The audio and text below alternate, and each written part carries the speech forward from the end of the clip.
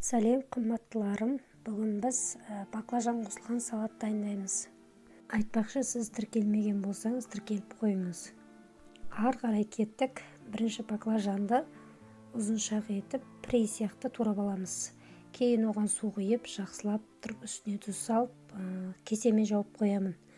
Кейін салатқа қосылатын тәтті бұрышымызды турап аламыз. Одан кейін ағыл сүйімізді турап аламыз, жақсылап. Оның барлығын пірей сияқты ұзыншалап тураймыз.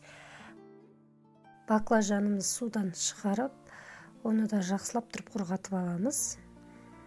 Кейін мен 1-2 чеснок алдым. Оны да қолмен ұсақтап тұрып алдым. Сізде ұсақтағыш бар болса ұсақтап алыңыз. Кейін баклажанды майға жақсылап тұрып қызарғанша қуырып аламыз. Мен кішкене уксус қойдым, 6%. Дәмі өте керемет и тартымды, тәбет ашарлық.